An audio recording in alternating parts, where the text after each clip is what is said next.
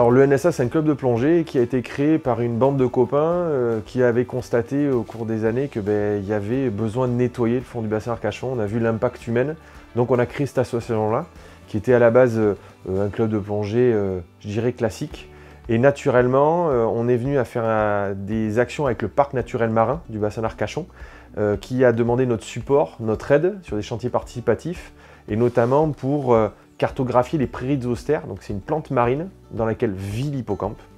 Et donc naturellement, on a travaillé aussi sur la cartographie et le comptage des hippocampes, qui va être un indice sur l'impact de l'homme et sur la santé du bassin d'Arcachon.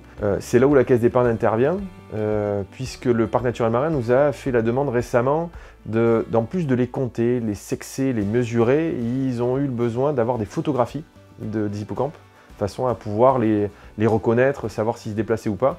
On n'en était pas équipé d'appareils pour ça, donc des appareils photo sous-marins, bonne qualité, on va dire ça. Et donc la Caisse d'épargne nous a permis justement de financer ces appareils. Le fait d'intégrer des enfants dans ce projet-là, en fait pour nous c'était tout à fait naturel et c'était même une nécessité. C'est par eux que la suite se fera.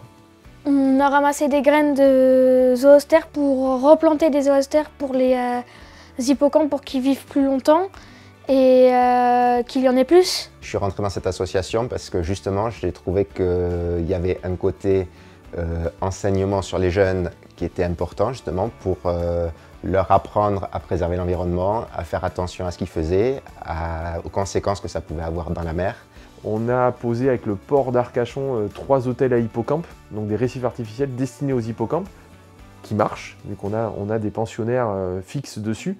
Donc ça nous permet justement de démontrer que le bassin a besoin de nous, le bassin a besoin qu'on y fasse attention. Donc c'est une très très grande fierté pour notre association. Ça démontre qu'en tant qu'association, on peut avoir un effet des plus positifs sur le bassin et sur l'environnement. Et pour nous, c'est que le début, quoi.